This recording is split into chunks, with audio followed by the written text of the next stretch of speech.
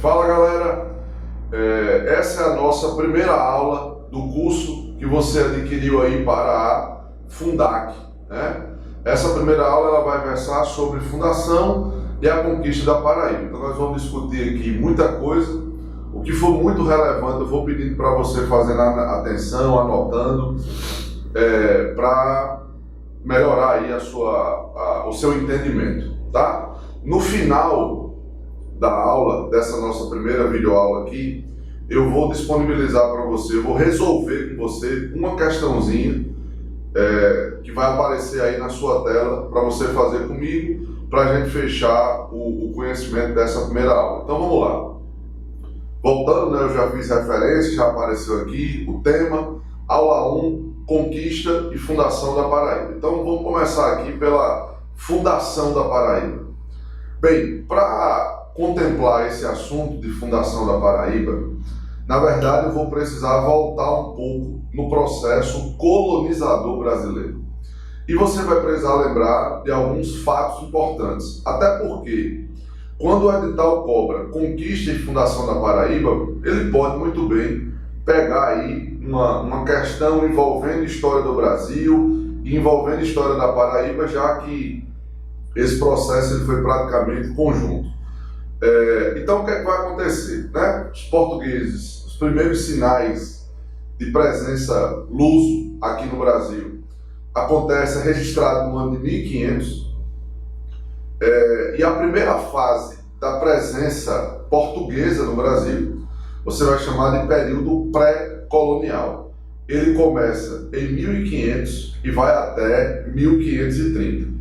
O edital despreza essa parte. Nem período pré-colonial na Paraíba ele pede. O que o edital pede é a parte indígena, que é antes da chegada dos portugueses. De tal maneira, é interessante você lembrar, tá? Você saber disso.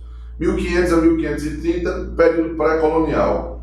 Este é um período onde você não tem cana-de-açúcar, não tem escravidão, não tem engenho e não tem capitania hereditária. Ou seja, o Brasil era um país basicamente explorado a partir da vertente econômica chamada de pau-brasil. Então o pau-brasil ele era de fato a economia desse período que vai de 1500 até 1530. Bem, passamos o período pré-colonial. Massa? O que é que você vai ter agora? O período colonial. Esse período colonial, aí sim nos interessa, porque tem muito assunto para explicar sobre o período colonial. Primeiro ponto, discussão importante. Portugal dá início ao período pré-colonial fundando vilas e engenhos para começar a produção de cana-de-açúcar. Então, primeira grande informação importante, tá? Período pré-colonial, exploração de pau-brasil. Período colonial, Portugal vai estar no Brasil de forma mais efetiva. Portugal vai estar aqui de maneira mais próxima do Brasil, mais dentro do Brasil, que é o que você vai chamar de efetividade da colonização, porque você passa a ter povoamento, né? E onde é que eu posso exemplificar para você o povoamento? Simples. Nas fundações das vilas, nas fundações das capitanias, nas fundações de engenhos. Então, 1530 a partir de agora é uma nova história, né? Aquela parte econômica mais simplória fica para trás e vai nascer agora uma economia mais complexa, que é a economia da cana-de-açúcar. Só que você tem um detalhe. Para iniciar a economia açucareira, Portugal precisava organizar a gestão, a administração das terras brasileiras, né? Portugal precisava organizar a gestão administrativa das terras do Tratado de Tordesilhas, porque você sabe que a América era dividida entre Portugal e Espanha. Então, o lado leste da América do Sul pertencia a Portugal e o lado oeste pertencia à Espanha. Isso tudo foi definido no Tratado de Tordesilhas, assinado lá em 1494. Então, o lado leste, Portugal vai pegar e vai explorar essa terra, né? Então, administrativamente, como é que Portugal vai fazer? Portugal vai implementar no Brasil o chamado Sistema de Capitanias Hereditárias. Esse sistema, ele nasce no Brasil, ele aparece na gestão administrativa brasileira ali pelo ano de 1534. Pois bem, aí começa o processo de fundação da Paraíba. Primeiro ponto importante, quando o sistema de capitanias hereditárias ele foi apresentado, né, pelo Estado português como sendo a maneira de gestão das terras brasileiras, primeira informação importante, né? Então você que está aí, anota, bota isso aí no papelzinho, tá? Pega um post-itzinho aí e dá um jeito de lembrar isso, que é o seguinte: esse modelo chamado de Sistema de Capitanias Hereditárias já foi usado por Portugal em outros lugares. Ou seja, isso quer dizer que a gestão, a utilização desse sistema já tinha sido feito por Portugal em outras colônias, especificadamente lá na África. Então Portugal vai trazer o Sistema de Capitanias Hereditárias. Algumas características do Sistema de Capitanias Hereditárias que você tem que saber e que pode ser cobrado. Primeira característica: o financiamento da terra, ele é privado.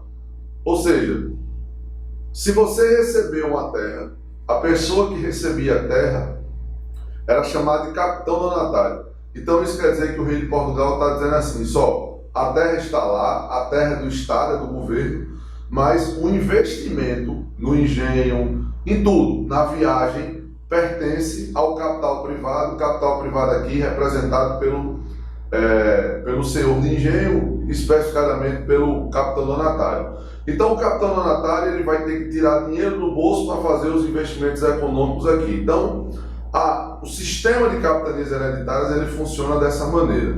Só mais duas observações que eu queria que você mais uma vez lembrasse.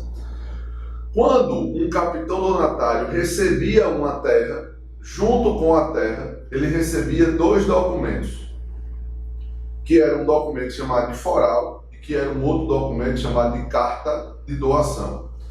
Este documento chamado de foral, ele estabelecia direitos e deveres, aquilo que o capitão donatário pode fazer e aquilo que Portugal pode cobrar dele. Um exemplo que eu posso dar a você, que estava dentro do foral, era a questão relacionada à plantação de cana-de-açúcar. Isso é um exemplo do dever do capitão donatário. E do direito dele, a ideia de passar a terra de forma hereditária para os seus parentes, aí, para a sua parentela. Massa? Então, foral, carta de doação. Fazendo uma comparação com hoje em dia, carta de doação é como se fosse uma escritura da terra, né? Ou seja, neste documento vem ali dizendo quem é de fato a pessoa que recebeu. Pois bem, assim o Brasil dá início à sua primeira divisão territorial. É interessante você perceber e anotar aí que esta primeira divisão territorial do Brasil, ela foi baseada no latifúndio, ou seja, na grande propriedade, tá? Aí vamos lá. Então, quando você pega o primeiro mapa do Sistema de Capitanias Hereditárias, você vai ver que não tem o nome Paraíba. Você pode procurar, pegue lá, procure na internet, pegue aí, inclusive no material que eu disponibilizei para você que adquiriu o curso, tem esse mapa.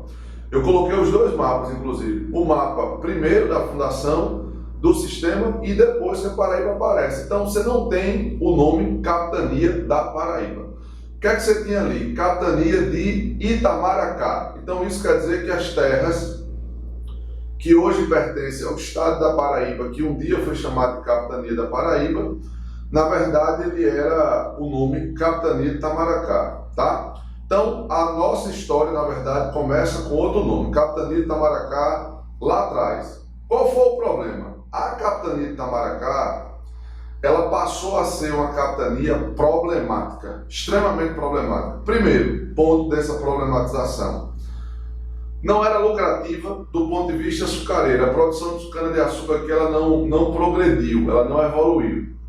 E o porquê, né? Porque aqui você tem boas terras, Capitania da Paraíba você tem o famoso solo, terreno massapê, terra roxa, boa para plantação de cana-de-açúcar. O que foi que aconteceu?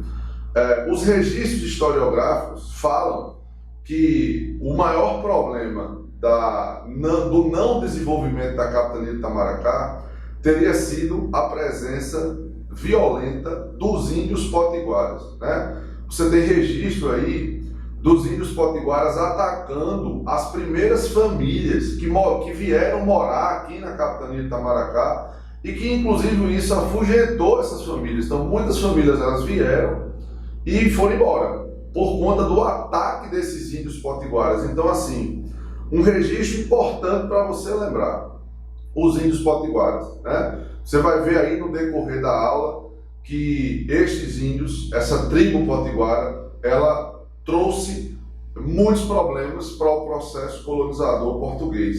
Então, os potiguaras, eles inviabilizaram o progresso econômico da capitania por conta dos ataques, da violência, como eu acabei de falar, inclusive afugentando famílias que vieram para cá e para Pernambuco. Então, esse era o maior problema. O segundo problema qual é? O terceiro problema qual é?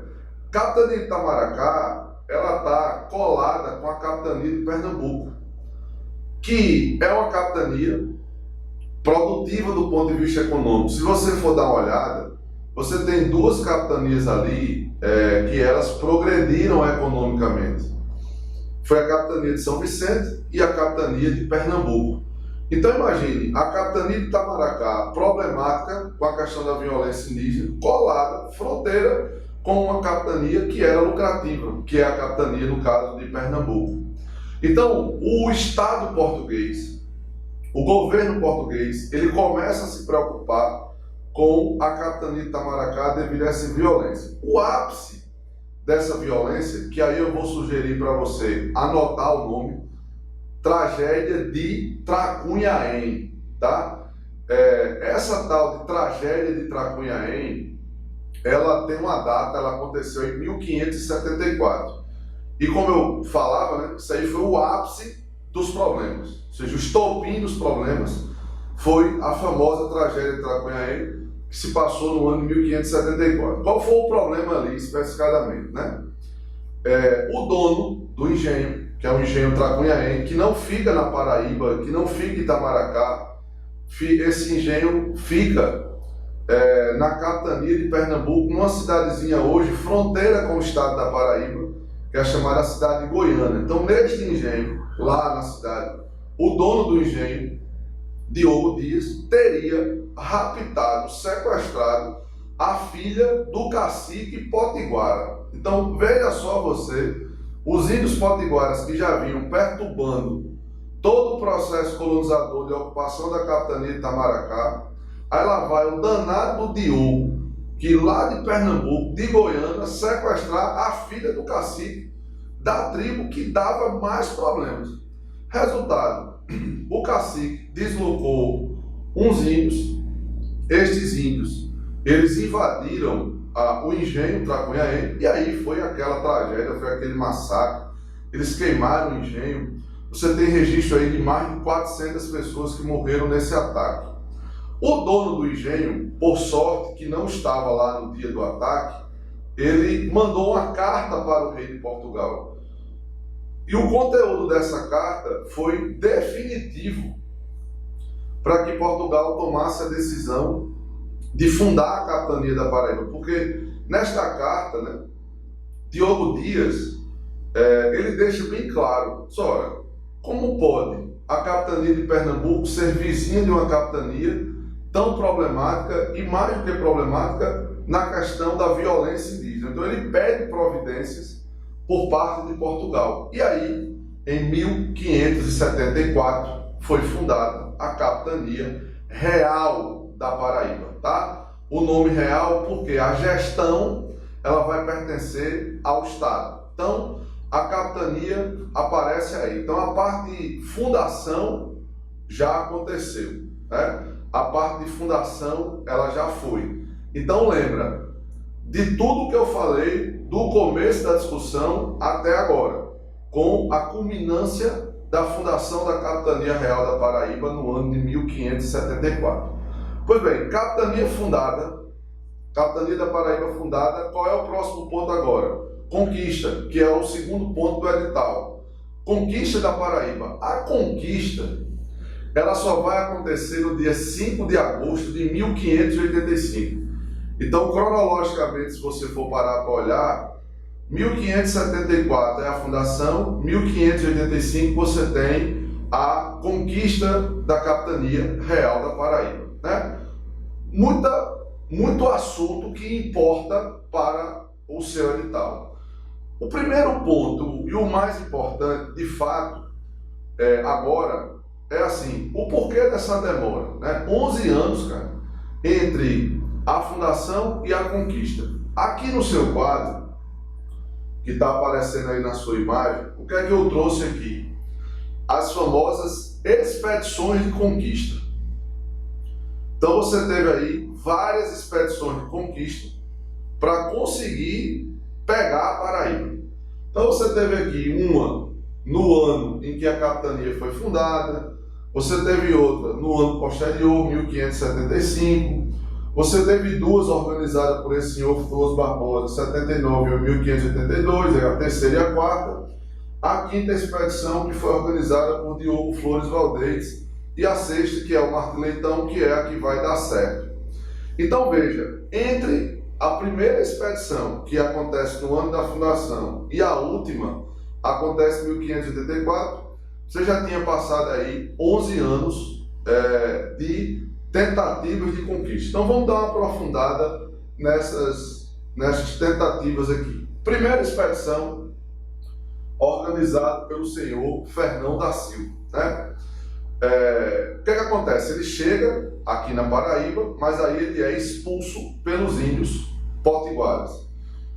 Veja bem, gente, e esse é um ponto importante do processo de conquista, né? Os índios potiguaras, eles que perturbaram tanto a vida da colonização na primeira fase, quando ainda era Itamaracá, eles que organizaram a tal da tragédia de Tracunhaém, agora aparecem atrapalhando mais uma vez os planos portugueses de conquista, com o Fernão da Silva entrando e sendo expulso, tá? Segunda expedição, Dom Luiz Brito, 1575. Esse senhor aqui, ele não conseguiu nem entrar na Paraíba, porque devido a tempestades ele não consegue chegar com o seu barco aqui na Paraíba.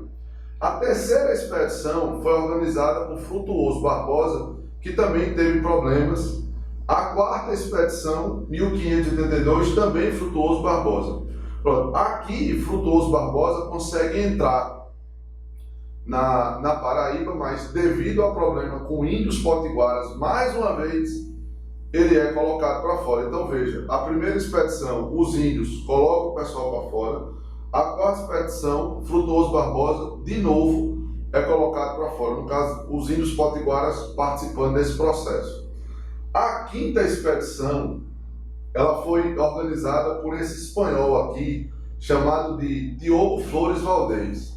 O que é interessante você lembrar, né?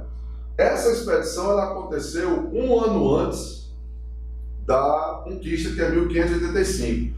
Mas eu queria que você frisasse o seguinte: 1580, ou seja, 4 anos antes dessa conquista aqui, você teve um fenômeno político conhecido como União Ibérica. A União Ibérica começou em 1580 e foi e se estendeu até 1640. Então, assim, quando eu for dar a aula sobre invasão holandesa, você com certeza vai entender melhor o processo da União Ibérica. A priori, o que é que eu queria que você lembrasse? Que esse espanhol aqui, ele não está na quinta expedição do nada, não. É porque você teve um fenômeno político. Portugal e Espanha, que eram 2 países, a partir de 1580 passou a ser um só, chamado de União Ibérica. Então esse espanhol aqui representa esse novo momento político. Massa? Mas na aula de holandeses eu vou aprofundar um pouco mais sobre a União Ibérica. Então, a quinta expedição, Diogo Flores Valdez, que é espanhol, mas você também tinha portugueses nessa expedição, por exemplo, Frutuoso Barbosa. Rapaz, Frutuoso Barbosa devia ter muita vontade de conquistar a Paraíba, viu? Porque ele participou da terceira, da quarta né, foi algo que eu esqueci de falar, Frutuoso, nas primeiras expedições, especificadamente na quarta, ele chegou a perder familiares na tentativa de entrar na Paraíba, e mesmo assim veio na quinta expedição, entrou, aí vem algumas informações, algumas especificidadezinhas, né? Eles chegaram a montar um forte, que é conhecido como Forte São Tiago, São Filipe, Santiago. Essas variações dependem, né, de livro para livro, depende também do processo colonizador da Espanha, o santo português, santo espanhol, de tal maneira que eles fundaram esse forte de madeira, que fica ali hoje em um lugar denominado de Forte Velho, exatamente em referência a esse aqui. Então eles erguem um forte, espanhóis e portugueses ali à frente, Diogo Flores Valdez presente na quinta expedição, Frutuoso Barbosa presente na expedição, só que aí vem o grande problema. A expedição começou a lidar com falta de mantimento, comida e tal, e mais uma vez você tem o quê? A presença do índio potiguara, impressionante, né? Como nessa aula de hoje eu já falei desse índio perturbando, atrapalhando os planos de colonização portuguesa. Então, os índios potiguaras mais uma vez vêm e acabam com essa expedição, que é a quinta expedição. Aí, no próximo ano, 1585, vem a expedição vencedora, que é a expedição puxada, gerida por Martim Leitão. Bem, nessa última expedição, eu preciso de mais atenção ainda, né? Porque você tem muita informação importante para consolidar e acabar essa primeira aula desse assunto, do primeiro ponto do teu edital. Então vamos lá. O que é que nós temos aqui nessa última expedição, dia 5 de agosto de 1585? Martim Leitão à frente. Primeiro ponto importante, eles mudaram a estratégia, né? A estratégia deles como é que era? Entrar pelo rio Paraíba, que era o rio que dava acesso à capitania, era a porta de entrada no encontro do rio com o mar ali.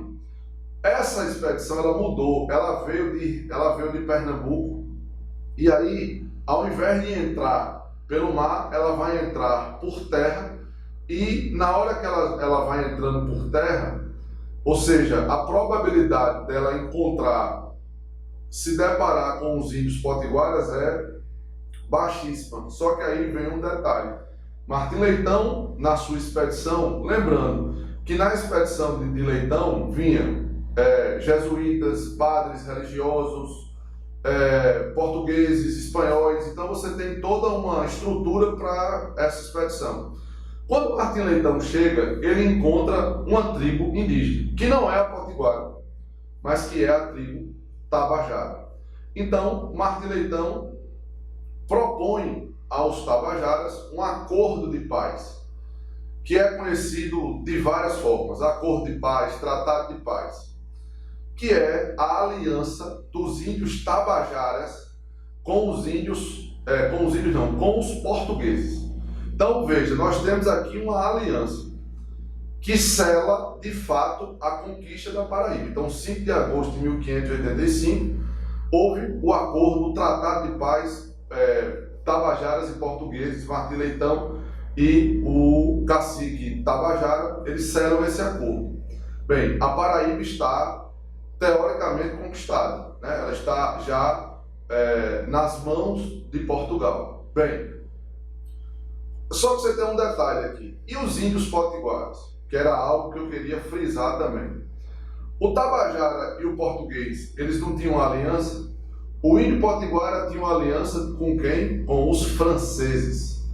Interessante isso, né? Os franceses, eles começaram a invadir o Brasil lá atrás para pegar pau-brasil. Que os franceses queriam era isso, ganhar dinheiro com exploração da madeira do pau-brasil. E quando os franceses entraram aqui na capitania, entraram aqui nas terras, eles se deparam com os potiguaras e eles fecham uma aliança com os franceses. Então, esse é um ponto do edital chamado de política de alianças. De um lado, francês e potiguara, do outro lado, tabajara e português. Massa? Então esse é o nosso primeiro ponto do edital. O que é interessante você lembrar? Que a partir daí você tem a fundação da cidade. Tenha calma, que a discussão sobre a fundação da cidade, os nomes da cidade, ele vem na próxima videoaula, que é a discussão sobre a fundação das vilas. Nas próximas aí ela vai aparecer. Massa? Então, essa primeira videoaula encerrada. Espero que você tenha gostado, estude, se dedique e vamos fechar essa videoaula aí com a nossa questão, beleza? Então vamos lá. A questão ela vai aparecer aí para você na imagem. Ela é uma questão que vai falar assim: a conquista pelos portugueses do atual território da Paraíba em 1585 foi marcada por um duro enfrentamento militar. Sobre essa guerra, leia o fragmento do texto do Sumário das Armadas. Vamos lá para o texto.